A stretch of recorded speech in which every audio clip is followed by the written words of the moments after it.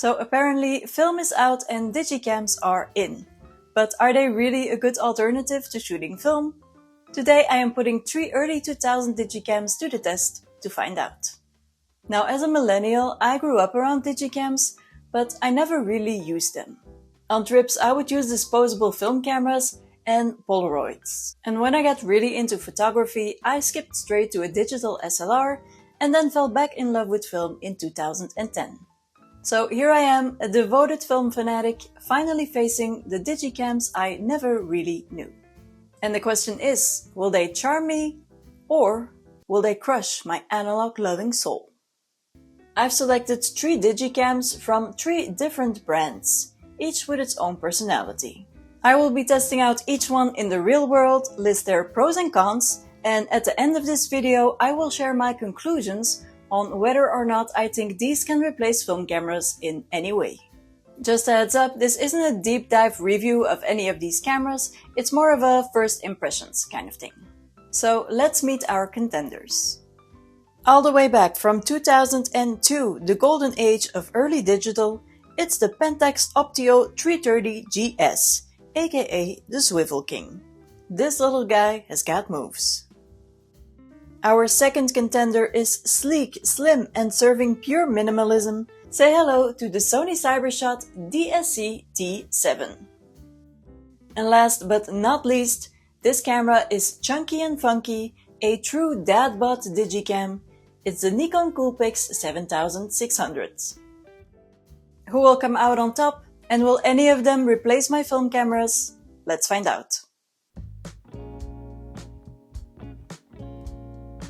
Kicking off this video, we have the 23-year-old Pentax Optio 330 GS, with key features such as a whopping 3.2 megapixel CCD sensor, 3x optical zoom, and a 1.6-inch swivel LCD screen. It can shoot video, but it's without audio, and it uses a compact flash memory card and AA batteries.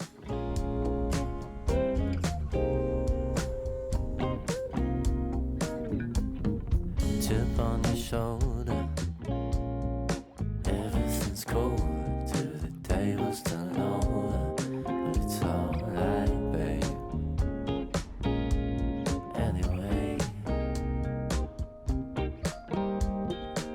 yeah, when the summer's over, I actually really liked using this camera. I think of the 3, this is definitely the one giving the most nostalgic vibes, with its cute little swivel screen and its crunchy zoom sounds.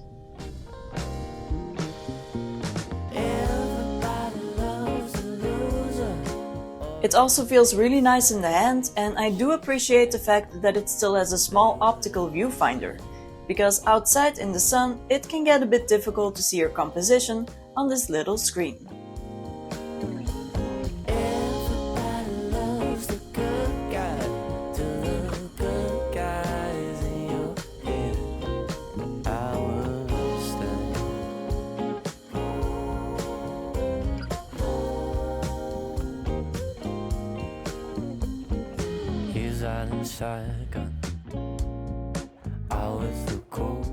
The photos are small, but they're definitely still usable. The videos, however, are tiny, and it was not always clear to me when I was recording or not. There is no audio, the focusing was not always on point, the videos have weird color casts, and you can only record clips up to 30 seconds. However, for video, I do feel that this camera really gives that nostalgic vibe. keeping your place. Station some hopes by design the room. Hanging back, going for the dollars and it's kissing the One major downside is that it uses AA batteries, which run out after about 30 to 45 minutes.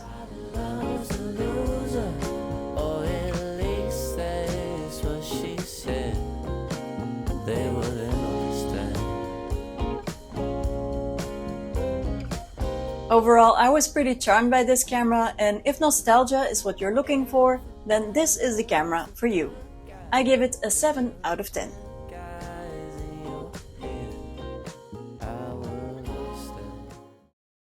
Our next contender is the Sony Cybershot DSC-T7.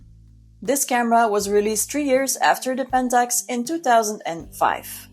This ultra-sleek pocket cam is all about style. It features a 5.1 megapixel CCD sensor, a Carl Zeiss lens with 3x optical zoom, and a huge 2.5-inch LCD screen. It has a rechargeable battery and uses a memory stick duo card.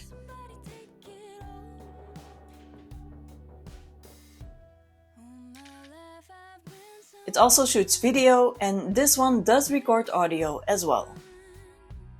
I like the on and off slider, which gives a cool touch to this camera, and I appreciate the large screen and the fact that it has a rechargeable battery.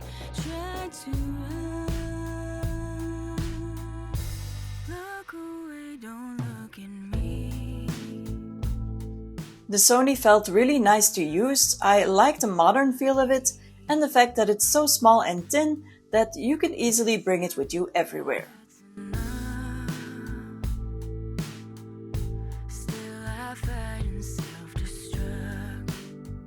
You can also do quite some manual adjusting, like for example the exposure and the white balance, and I was really pleasantly surprised by the quality of the photos.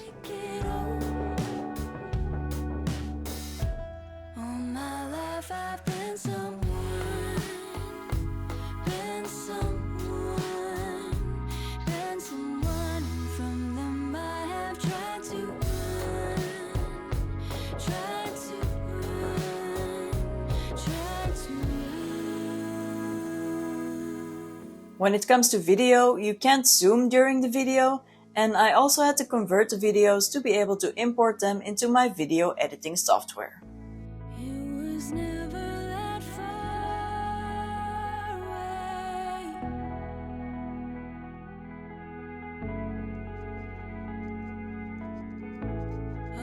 On the flip side, I found the screen to be quite dark, so it was a bit difficult to use outside, and while it does have a rechargeable battery, it only lasts about 45 minutes.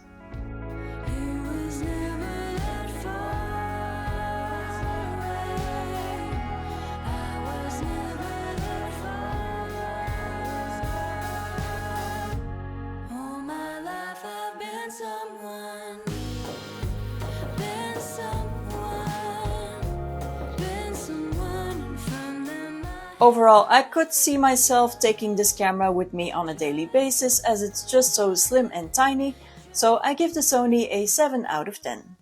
Just like the Sony, our last contender, the Nikon Coolpix 7600, was also released in 2005. It has a 7.1 megapixel CCD sensor, an ergonomically built body and a 3x optical zoom. It has a 1.8-inch LCD screen and also shoots video with audio.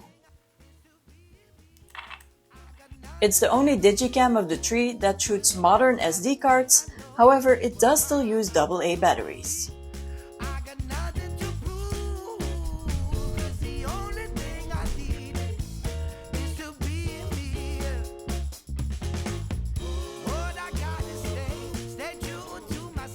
The Nikon has the biggest megapixel count and offers a lot of options in terms of settings and adjustments, so I had high hopes for this camera.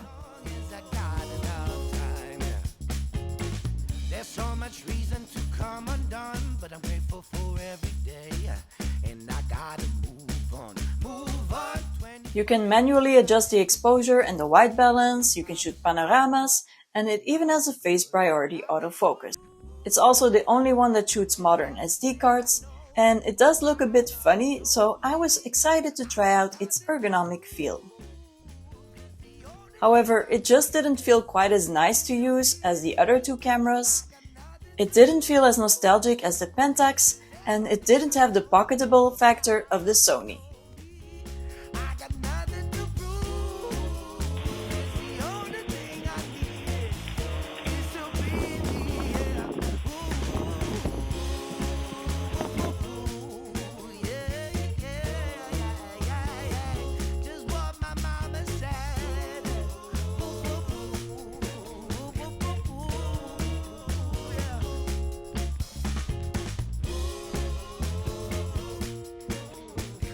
Somehow I was not really feeling inspired when shooting the Nikon, and it kinda made me miss the other two cameras, so I gave it a 6 out of 10.